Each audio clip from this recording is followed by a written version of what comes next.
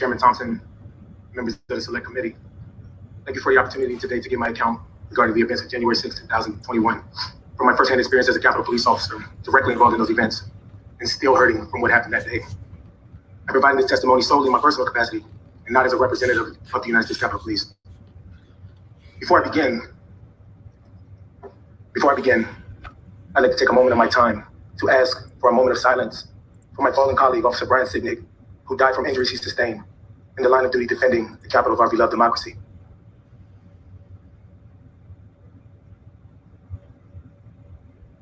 Thank you. I reported for duty at the Capitol as usual, early on the morning of January 6th. We understood that the vote to certify President Biden's election would be taking place that day, and protests might occur outside the Capitol. But we expected any demonstrations to be peaceful expressions of First Amendment freedoms, just like the scores of demonstrations we had observed for many years. After roll call, I took my overwatch post on the east front of the Capitol, standing on the steps that led up to the Senate chamber. As the morning progressed, I did not see or hear anything that gave me cause for alarm. But around 10:56 a.m., I received a text message from a friend forwarding a screenshot of what appeared to be the potential plan of action, very different from a peaceful demonstration. The screenshot bore the caption, January 6th, Rally Point, Lincoln Park, and said the objective was the Capitol. It said, amongst other things, that Trump has given us marching orders and to keep your guns hidden. It urged people to bring your trauma kits and gas masks to link up early in the day in 6 to 12-man teams. It indicated there would be time to arm up. Seeing that message caused me concern. To be sure, looking back now, it seemed to foreshadow what happened later. At the time, though, we had not received any threat warnings from our chain of command. I had no independent reason to believe that violence was headed our way. As the morning progressed and the crowd of protesters began to swell on the east side of the Capitol, many displaying Trump flags. The crowd was chanting slogans like, "Stop the steal," and "We want Trump." But the demonstration was still being conducted in a peaceful manner. Early that afternoon, Capitol Police Dispatch advised all units over the radio that we had an active 10100 at the Republican National Committee nearby. 10100 is police code for a suspicious package, such as a potential bomb. That radio dispatch got my attention, and I started to get more nervous and worried, especially because the crowds on the east front of the Capitol were continuing to grow.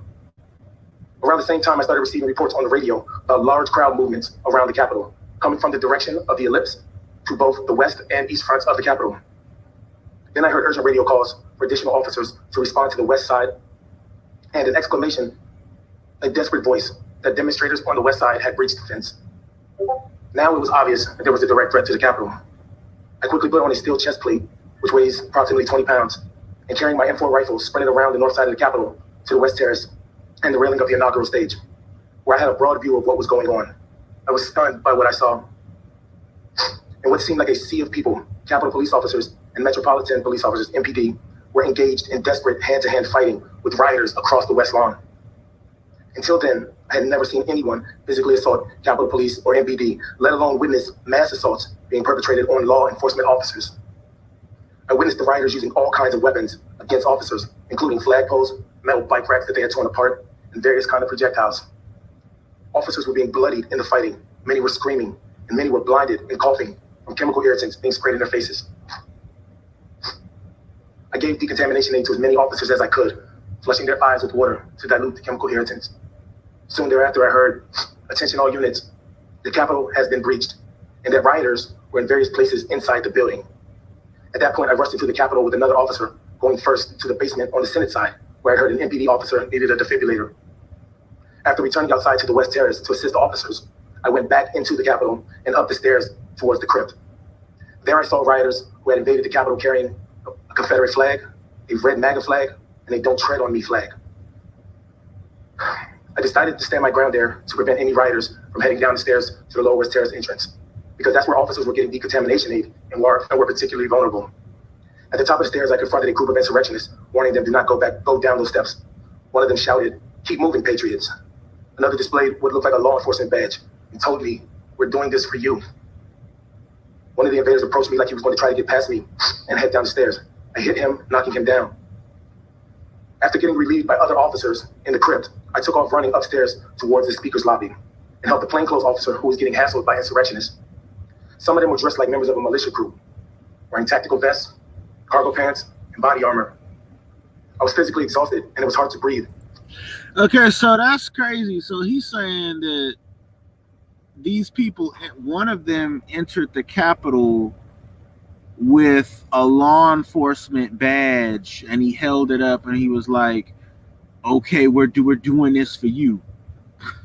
Okay, so that's crazy. And to see, because of all the chemical spray in the air.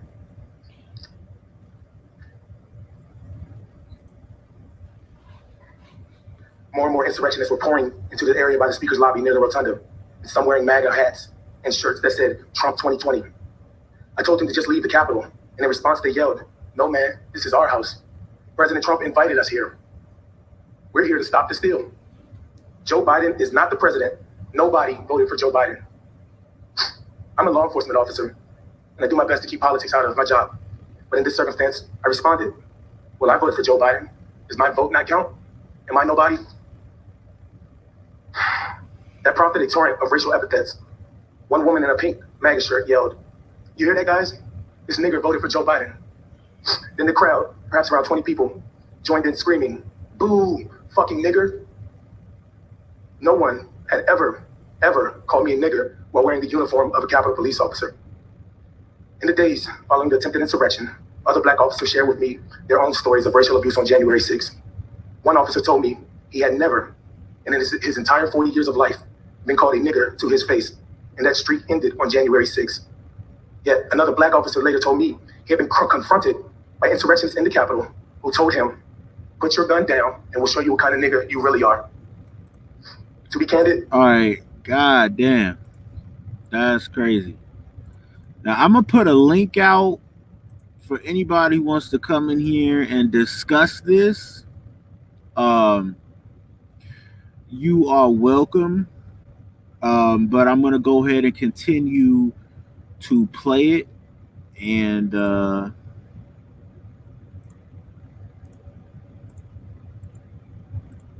The rest of the afternoon is a blur.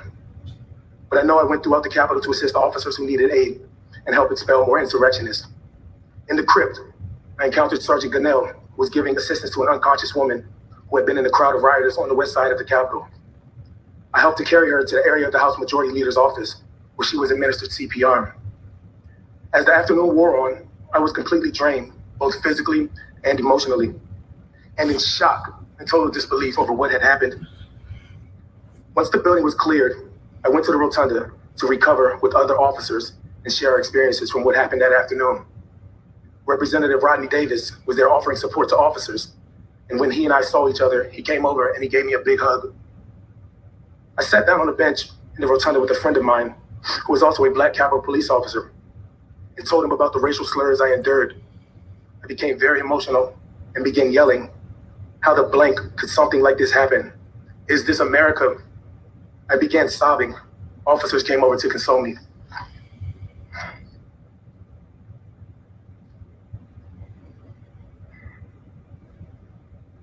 Later on January 6th, after order and security had been restored in the Capitol through the hard work and sacrifices of law enforcement, members took the floor of the House to speak out about what had happened that day. Among them was House Minority Leader Kevin McCarthy, who, along with my fellow officers, I had protected that day and will protect today and tomorrow. I had protected that day and will protect today and tomorrow. And the Minority Leader, to his great credit, said the following to the House: "The violence, destruction, and chaos we saw earlier was unacceptable, undemocratic, and un-American. It was the saddest day I've ever had serving in this institution," end quote. Members of the Select Committee, the Minority Leader was absolutely right. How he described what took place in the Capitol. And for those of us in the Capitol Police who serve and revere this institution and who love the Capitol building, it was the saddest day for us as well. More than 6 months later, January 6th still isn't over for me. I've had to avail myself of multiple counseling sessions from the Capitol Police Employee Assistance Program, and I'm now receiving private counseling therapy for the persistent emotional trauma of that day. I've also participated in many peer support programs with fellow law enforcement officers from around the United States. I know so many other officers continue to hurt, both physically and emotionally. I want to take this moment to speak to my fellow officers about the emotions they're continuing to experience from the events of January 6th. There's absolutely nothing wrong with seeking professional counseling. What we went through that day was traumatic, and if you are hurting, please take advantage of the counseling services that are available to us. I also respectfully ask that this select committee review the available resources, the services available to us, and consider whether they are sufficient enough to meet our needs, especially with respect to the amount of leave that we are allowed.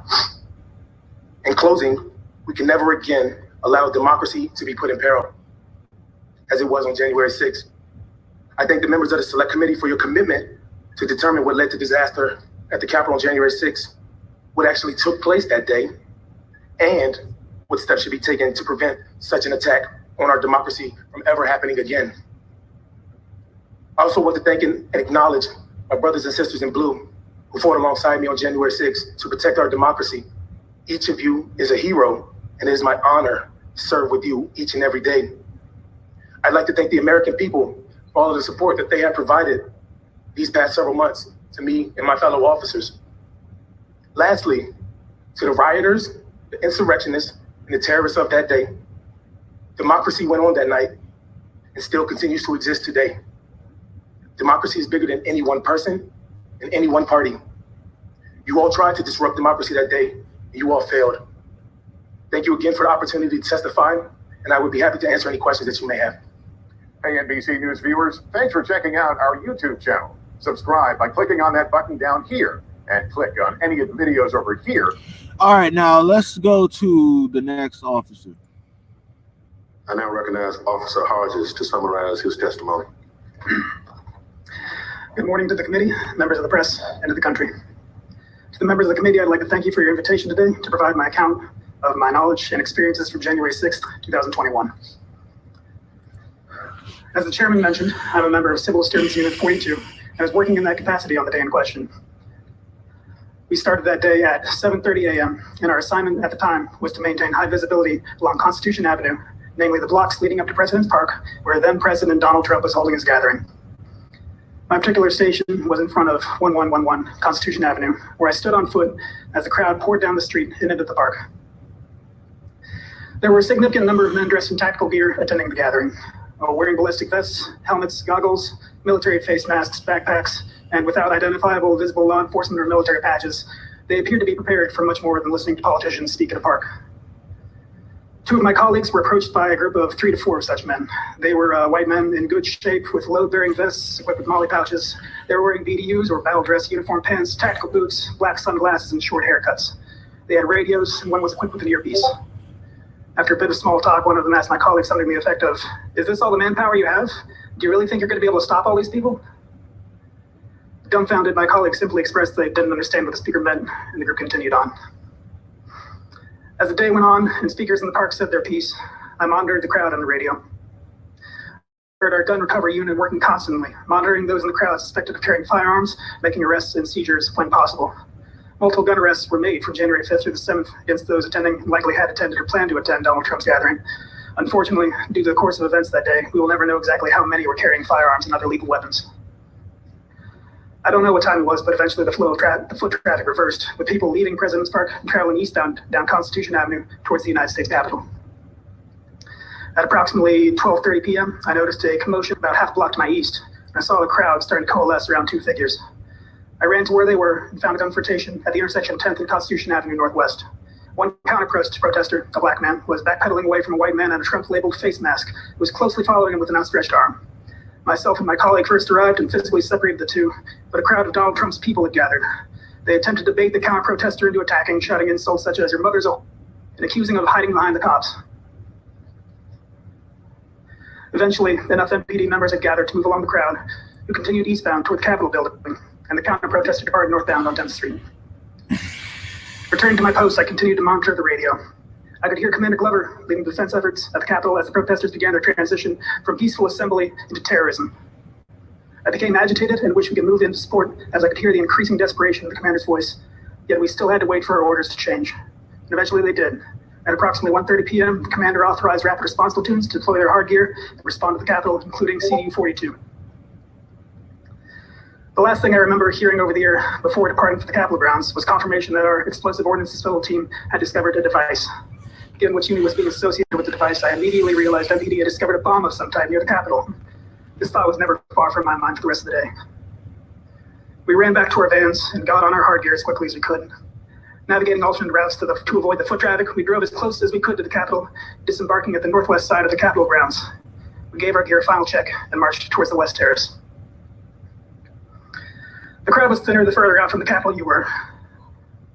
So as we marched, the resistance that we initially met was verbal. A man sarcastically yelled, "Here come the boys in blue, so brave." Another called on us to remember your oath. There was plenty of booing. A woman called us stormtroopers. Another woman, who was part of the mob of terrorists laying siege to the Capitol of the United States, shouted traitors. More found appeal in this label and shouted traitors at us as we passed. One man attempted to turn it into a duosyllabic chant. We continued to march. We had been marching in two columns, but as we got closer to the West Terrace, the crowd became so dense that in order to progress, we marched single file, with our hands on the shoulders of the man in front of us in order to avoid separation. However, as we came close to the terrace, our line was divided and we came under attack. A man attempted to rip the baton from my hands, and we wrestled for control. I retained my weapon after I pushed him back. He yelled at me, "You're on the wrong team." Cut off from our leadership, which is at the front of our formation, we huddled up and assessed the threat surrounding us. One man tried and failed to build a rapport with me, shouting, "Are you my brother?" Another takes a different tack, shouting, "You will die on your knees."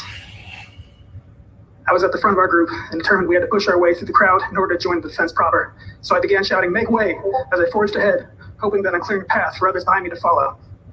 However, as I looked back, I saw that the rest of the group came under attack and were unable to follow. The crowd attempted to physically bar the rest of the platoon from following. I backtracked and started pulling the terrorists off my team from their backpacks and their collars. Around this time, one of the terrorists who had scaled the scaffolding that adorned the Capitol at the time threw something heavy down at me and struck me in the head, disorienting me. I suspect this resulted in the likely concussion I dealt with in the weeks after. Another man attempted to disarm me with my baton, and again, we wrestled for control. He kicked me in my chest as we went to the ground. I was able to retain my baton again, but I ended up on my hands and knees and blind. The medical mask I was wearing at the time to protect myself from the coronavirus was pulled up over my eyes so I couldn't see. I braced myself against the impact of their blows and feared the worst. Thankfully, my platoon had repelled their own attackers and got me back on my feet. The crowd started chanting USA at us, and we struck out again for the West Terrace. I led the charge through the midst of crowd control munitions, explosions, and smoke engulfing the area. Terrorists were breaking apart the metal fencing and bike racks into individual pieces, presumably to use as weapons. Thankfully, we made it to the secondary defense line on the West Terrace that MPD and Capitol Police were managing to hold. The rest of my platoon got behind the line, and we could take stock of the situation. I realized that back during the previous assault, someone had stolen my radio. From that point on, I was in the dark as to our current status, when reinforcements would arrive. Terrorists were scaling the scaffolding on both our sides, the tower that was in front of us, and attempting to breach the waist-high metal fencing that was the only barrier we had aside from ourselves. The sea of people was punctuated throughout by flags, mostly variations of American flags and Trump flags. There was Gadsden flags. It was clear the terrorists perceived themselves to be Christians. I saw the Christian flag directly to my front. Another read, "Jesus is my savior, Trump is my president." Another, "Jesus is king." One flag read, "Don't give up the ship." Another had crossed rifles beneath the skull, emblazoned with the pattern of the American flag. To my perpetual confusion, I saw the thin blue line flag, a symbol of support for law enforcement, more than once, being carried by the terrorists as they ignored our commands and continued to assault us. The acrid sting of CS gas or tear gas and OC spray, which is mace, hung in the air as the terrorists threw our own CS gas canisters back at us and sprayed us with their own OC. Either they bought themselves or stole from us. Later, I learned at least one of them was spraying us in the face with wasp spray. The terrorists alternated between attempting to break our defenses and shouting at or attempting to convert us. Men alleging to be veterans told us how they had fought for this country and were fighting for it again. One man tried to start a chant of 4 more years. Another shouted, "Do not attack us, we're not Black Lives Matter," as if political affiliation is how we determine when to use force. A man in a QAnon hoodie exclaims, "This is the time to choose which side of history to be on." A man whose shirt read, "God, guns, and Trump" stood behind him, silently holding a Trump flag. A new man came to the front and fixated on me, continually berating me, telling me to take off my gear and give it to him, to show solidarity with we the people, or we're gonna run over you. His voice cracked with the strain and the volume of his threats. He continued, "Do you think your little pea-shooter guns are gonna stop this crowd? No, we're going in that building." Eventually there was a surge in the crowd, the fence buckled and broke apart, and we were unable to hold the line. A chaotic melee ensued. Terrorists pushed through the line and engaged us in hand-to-hand combat. Several attempted to knock me over and steal my baton. One latched onto my face and got his thumb in my right eye, attempting to gouge it out. I cried out in pain and managed to shake him off. Before any permanent damage was done. I couldn't fully engage anyone. For the moment I do is when another 20 terrorists move in to attack while my hands are full. It was all we could do to keep ourselves on our feet and continue to fall back. I'm sprayed with a fire extinguisher and a red smoke grenade burns at our feet. In the fight, a terrorist is knocked to the ground and his jacket rides up, exposing a large hunting knife on his belt. I, along with several other officers, piled on him while another removed the knife from his person. He regained himself unharmed and shouts indignantly, "What are you doing? What are you guys doing?" At this point, the terrorists had claimed most of the western terrace, cornering myself and other officers on the southern edge. We found a side stair off of the terrace up to an upper landing, followed by more stairs up and inside.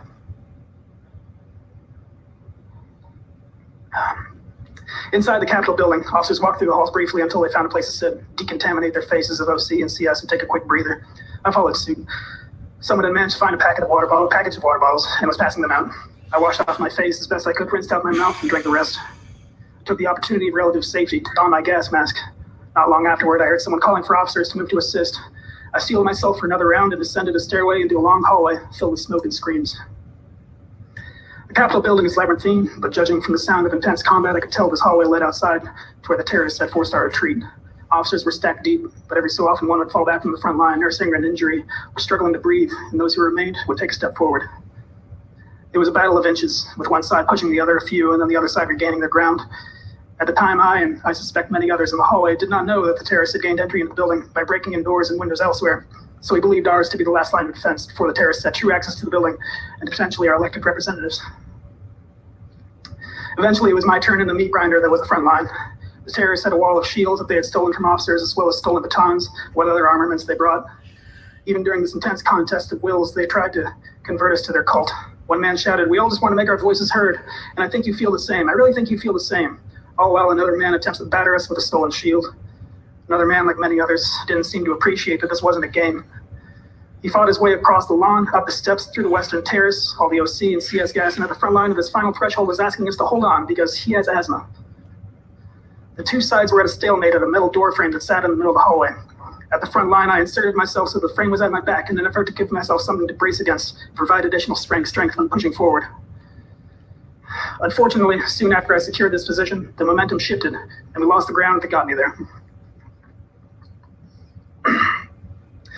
On my left was a man with a clear riot shield stolen during the assault. He slammed it against me, and with all the weight of the bodies pushing behind him, trapped me.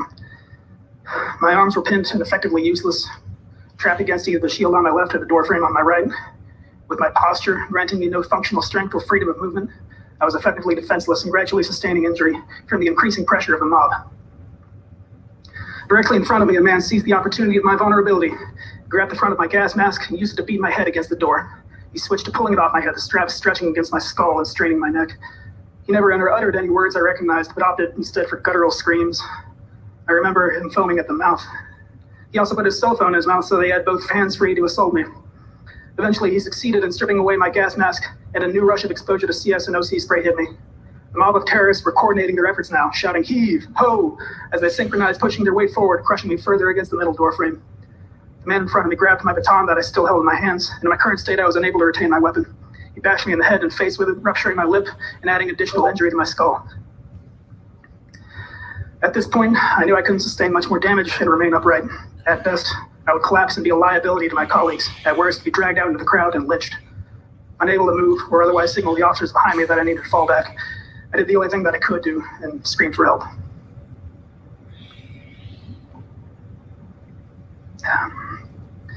Thankfully, my voice was heard over the cacophony of yells and the blaring alarm. The officer closest to me was able to extricate me from my position, and another helped me fall back to the building again. I found some more water and decontaminated my face as best I could. I don't know how long I waited in the halls for, but soon after I got back on my feet and went to where the fight was again. Until reinforcements arrived, every able body made a difference. Without my gas mask, I was afraid I'd be a liability in the hallway, so I took the exit outside of the upper landing above the west terrace. I found a police line being held, and the terrorists encircling us, much like on the west terrace lower. It was getting later in the day, however, and it appeared we weren't the only ones getting tired. It seemed that most of the mob was content to yell rather than try and break our line again. After some time of guarding the upper landing, I saw reinforcements arrive from the south. I'm not sure which law enforcement agency it was, but I turned to them and I started clapping, as it was a sign that badly needed help was starting to finally arrive. Soon after that, I started feeling the effects of the day taking their toll and went back inside to rest. Gradually, all the members of CDU 42 gathered in the room known as the Capitol Crypt. We checked on each other and convalesced, glad to see each other in one piece. Despite our exhaustion, we would have ran out into the fight again should the need have arisen. Thankfully, as the day wore on, more and more resources had arrived at the Capitol to drive off the terrorists. We stayed in the crypt until quite late. And even after we were allowed to leave the grounds, we didn't get to go home. Those who needed immediate medical attention took a van to the local hospital, while the rest of us parked near the city center until the city was deemed secure enough for us to check off. I believe we finally got that message around 1 a.m. the following morning. We drove back to the 4th District and from there went home. Thank you for letting me testify. Thank you very much for your testimony. Hi everyone, George Stephanopoulos here. Thanks for checking out the ABC News YouTube channel. If you'd like to get more videos, show highlights, and watch live event coverage, click on the right over here to subscribe to our channel, and don't forget to download. All right, let's go to the next one. I now recognize Officer Fanone to summarize his testimony. Thank you, Mr. Chairman, and members of this committee, for inviting me to provide my eyewitness testimony of the violent assault on our nation's capital on January 6, 2021. My name, for those of you who don't know, is Michael Fanone. And while I've been a sworn officer with the Metropolitan Police Department in Washington, D.C. for almost 2 decades, my law enforcement career actually began here in this building as a United States Capitol Police officer shortly after 9/11. In part because of the 2001 attack on our country by terrorists, I felt called to serve. As a Capitol Police officer, I was proud to protect this institution and dedicated members of Congress and their staff who work hard each day to uphold our American democracy. I remain proud of the work of the United States Capitol Police and MPD officers who literally commit their lives to protecting the safety of each of you and all of us in this room in our nation's capital. After leaving the United States Capitol Police, I became an MPD officer serving the residents of Washington, D.C. I have spent the majority of my nearly 20 years as a Metropolitan Police officer working in special mission units whose responsibilities include the investigation and arrest of narcotics traffickers and violent criminals. I've worked both as an undercover officer and a lead case officer in many of these investigations. In this line of work, it probably won't shock you to know that I've dealt with some dicey situations. I thought I had seen it all, many times over. Yet what I witnessed and experienced on January 6, 2021 was unlike anything I had ever seen, anything I'd ever experienced or could have imagined in my country. On that day, I participated in the defense of the United States Capitol from an armed mob of thousands determined to get inside, because I was among the vastly outnumbered group of law enforcement officers protecting the Capitol and the people inside it. I was grabbed, beaten, tased, all while being called a traitor to my country. I was at risk of being stripped of and killed with my own firearm as I heard chants of kill him with his own gun. I could still hear those words in my head today.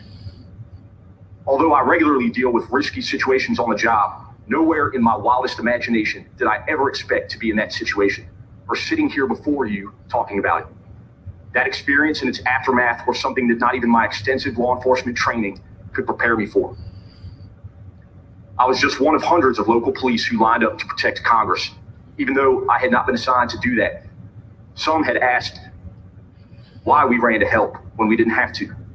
I did that because I simply could not ignore what was happening.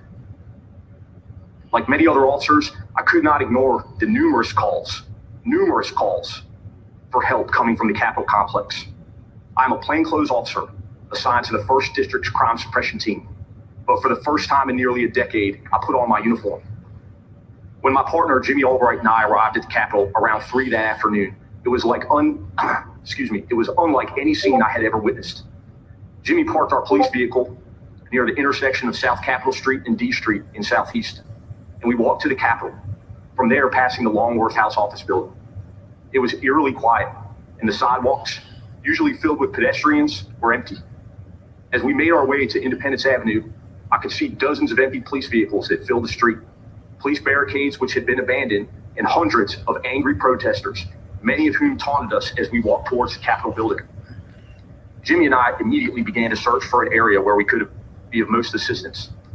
We made our way through a door on the south side of the Capitol, walking then to the crypt and finally down to the lower West Terrace tunnel. It was there that I observed a police commander struggling to breathe as he dealt with the effects of CS gas that lingered in the air.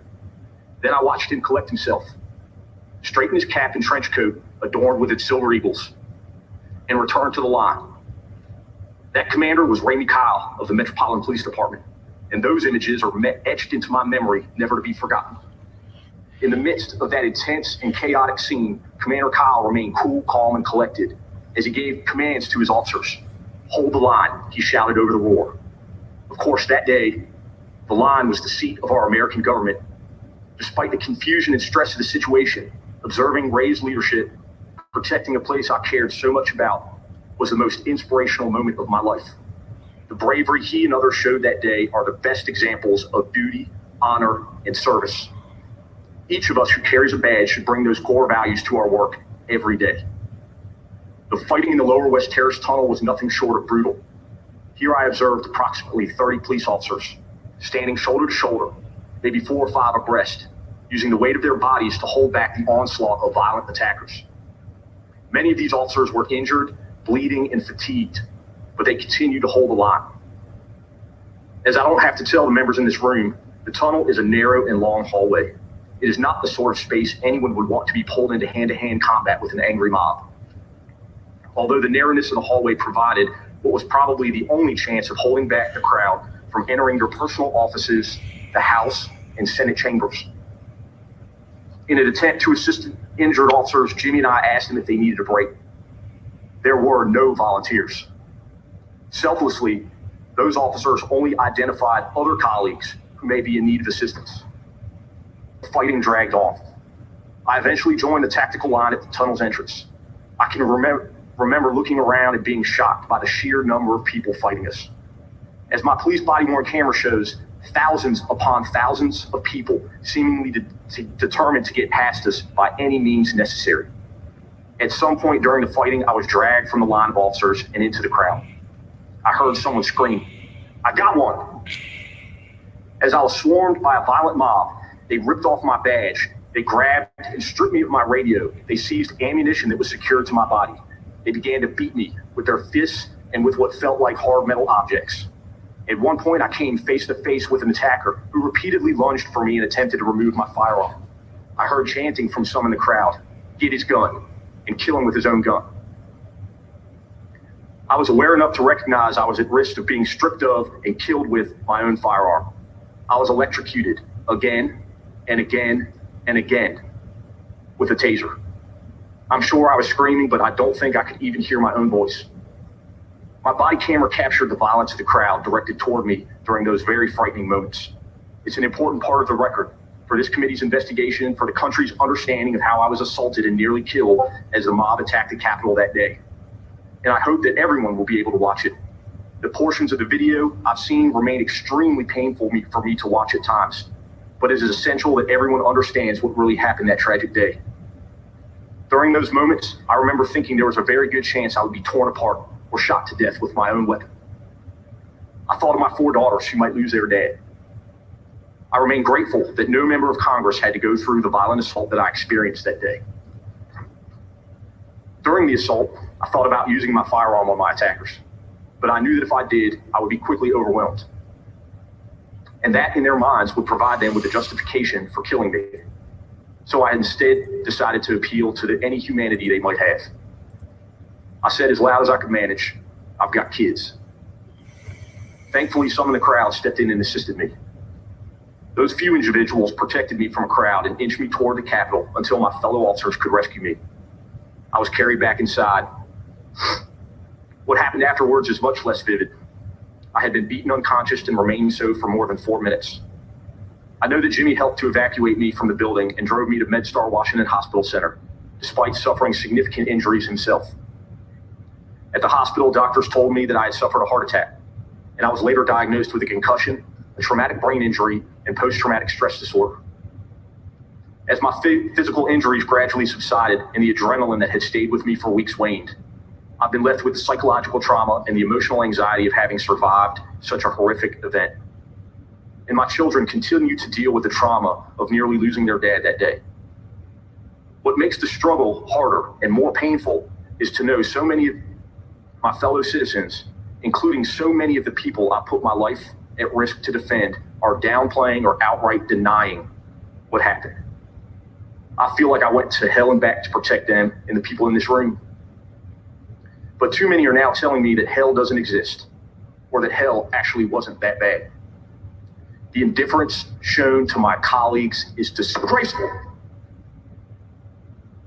My law enforcement career prepared me to cope with some of the aspects of this experience. Being an officer, you know your life is at risk whenever you walk out the door, even if you don't expect otherwise law-abiding citizens to take up arms against you.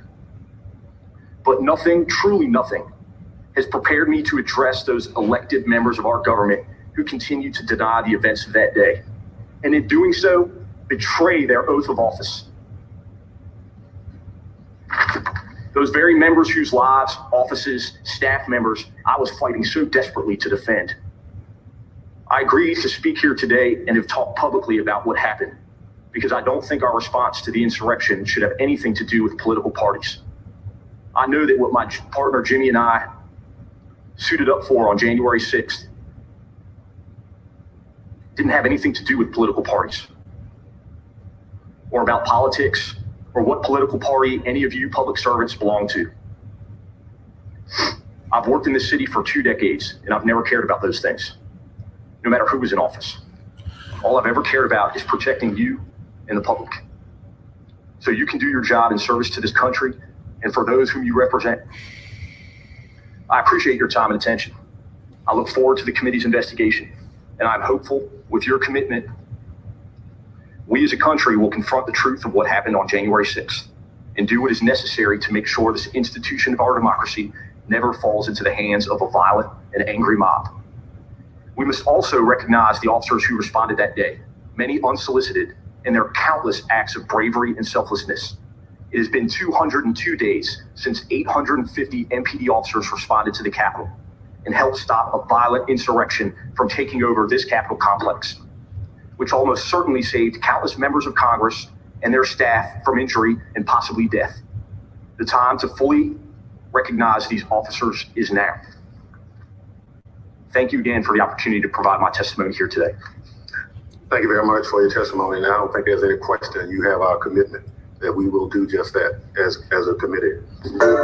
Hi, everyone. George Stephanopoulos here. Thanks for checking out. All right, now let's watch the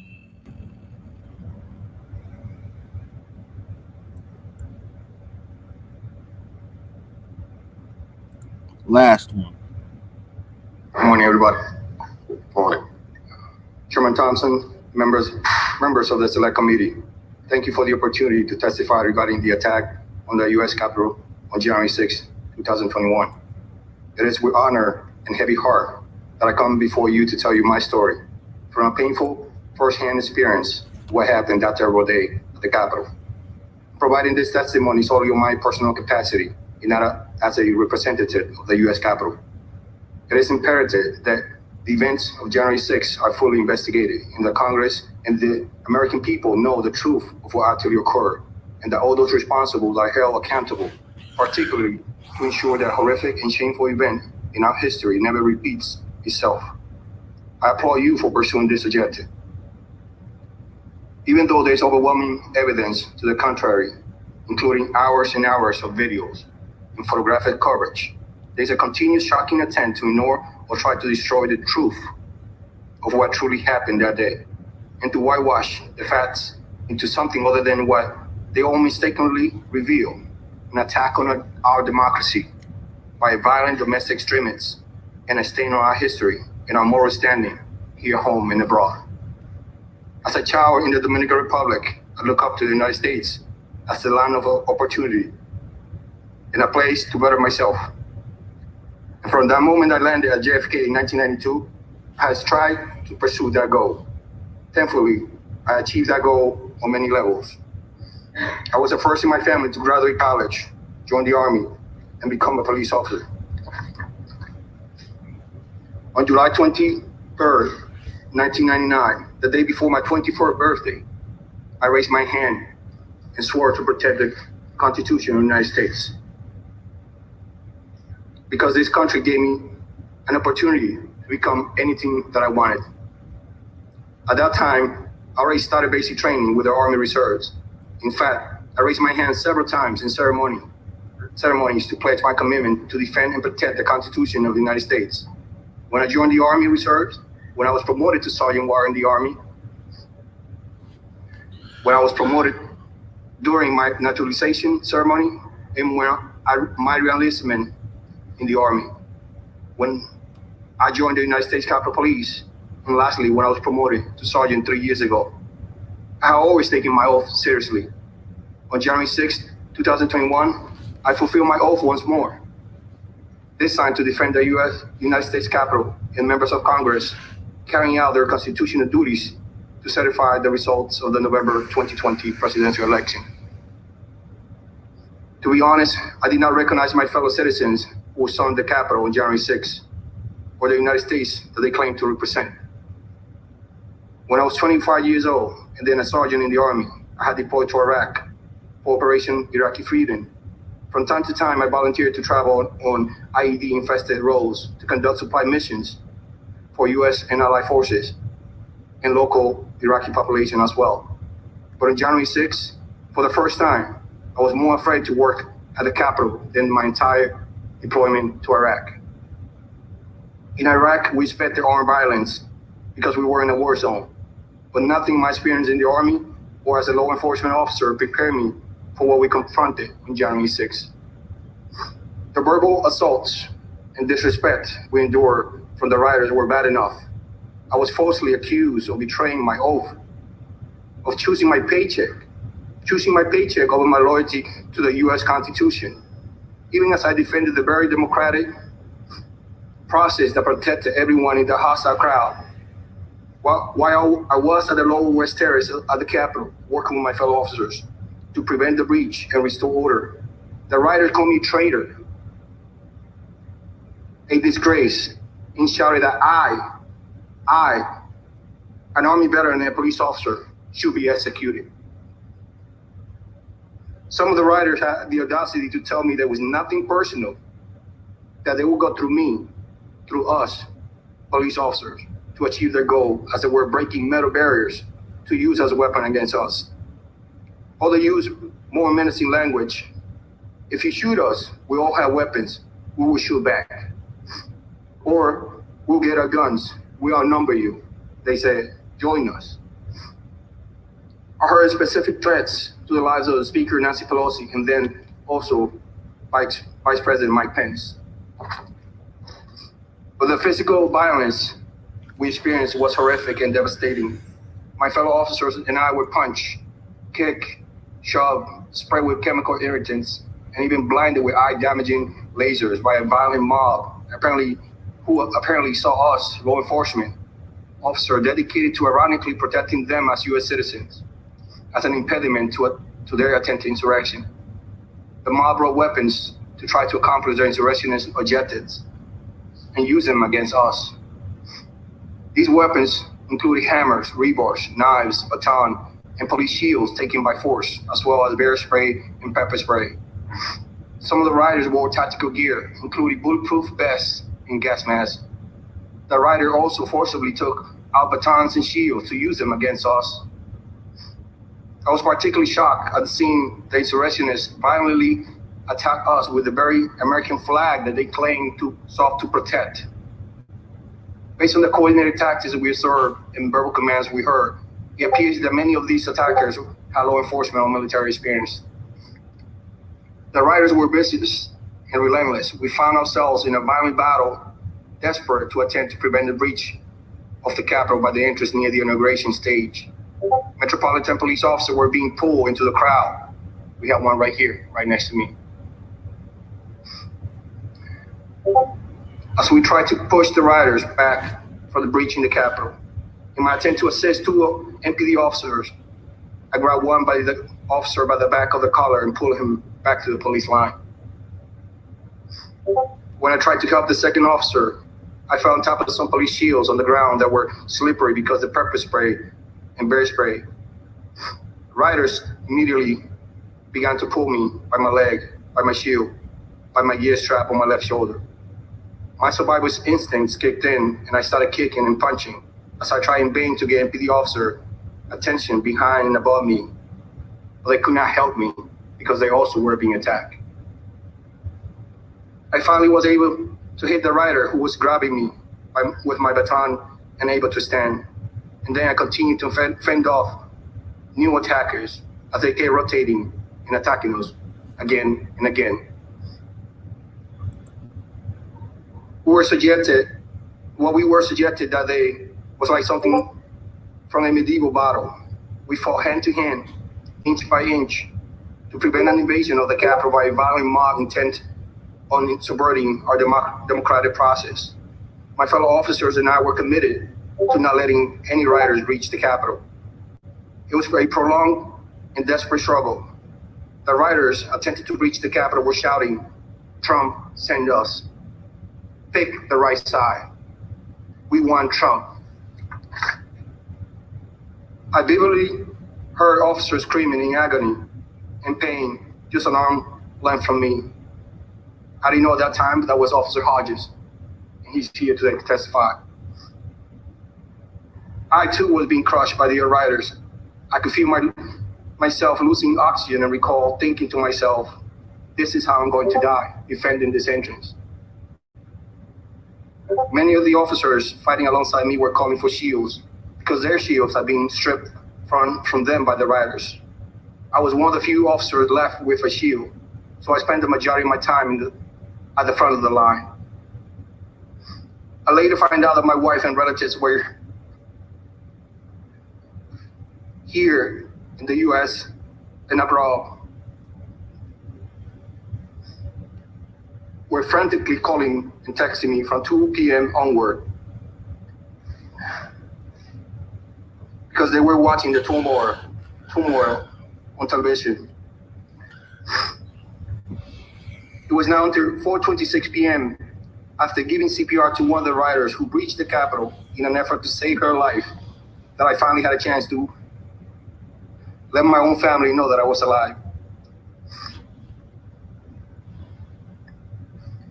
After order has been restored at the Capitol, in many hours, I arrived home at nearly 4 a.m. on January 7th. I had to push my wife away from me because she wanted to hug me. And I told her no, because of all the chemical that my uniform had on. Sorry.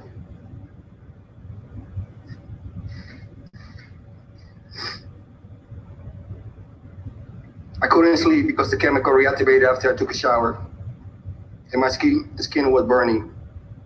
I finally fell asleep 2 hours later, completely physically and mentally exhausted. Yet by 8 o'clock a.m., I was already on my way back to the Capitol.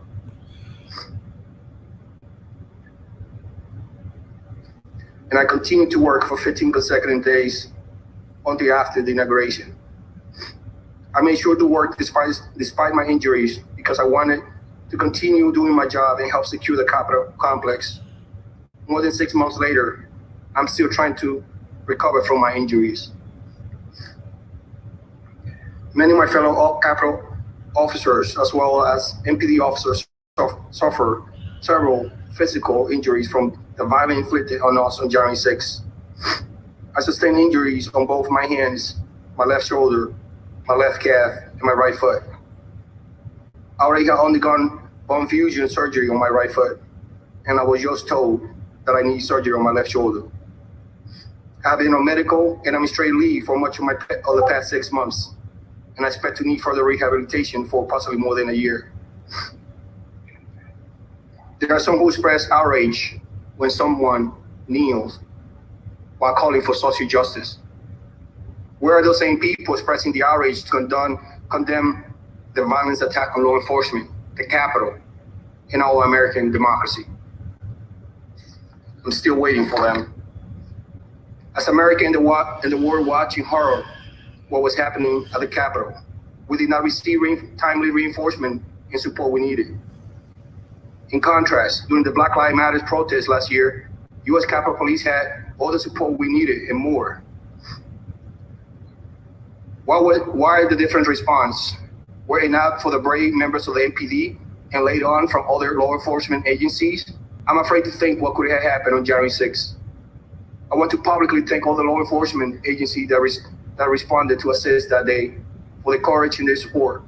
I especially want to thank those Capitol Police officers who responded on their own from home after working midnight shift. Despite being outnumbered, we did our job. Every member of the House of Representatives, senators, and staff member made it home. Sadly, as a result of that day, we lost officers, some really good officers. But we held the line to protect our democratic process, because the alternative would have been a disaster. We are not asking for medals or recognition. We simply want justice and accountability. For most people, January 6th happened for a few hours. But for those of us who were in the thick of it, it has not ended. That day continued to be a constant trauma for us literally every day, whether because of our physical or emotional injuries or both. While it has not received much attention, sadly, many of my colleagues have quietly resigned from the Capitol because of that day. I'm also regularly called by law enforcement officials and prosecutors to help identify from photographs and videos the rioters. And to be honest, physical therapy is painful and hard. I could have lost my life that day, not once, but many times. But as soon as I recover from my injuries, I will continue forward and proudly serve my country in the U.S. Capitol Police. As an immigrant to the United States, I'm especially proud to have defended the U.S. Constitution and our democracy on January 6th. I hope that everyone in the position of authority in our country has the courage and conviction to do their part by investigating what happened on that terrible day and why. This investigation is essential to our democracy, and I'm deeply grateful to you for undertaking it. I'm happy to assist as I can and answer any question you may have to the best of my ability. Thank you. Hi, everyone. George Stephanopoulos here. Thanks for checking out the ABC News YouTube channel. If you'd like... All right, that was it. Crazy testimony. Very interesting. I knew there was a lot of shit that went down, but to hear it actually from the officers themselves is, that was gut-wrenching, like, testimony right there. I mean, that's as real as you can get, especially the first officer, all the racial slurs. I mean, you got all these people, it's like 30 officers and fucking hundreds holding back hundreds of people. Like, this is crazy, man. Like, and it's, I think they did get into the Capitol chamber. But by that time, all the Congress people were gone. Like, they had all been evacuated and stuff by that time. So, or they were like in the basement, like they were barricaded, like by the Secret Service in the basement. Like, you know what I mean? So, but it's crazy. So I want to get that covered. Let me know what y'all think. Leave a comment, subscribe. Peace.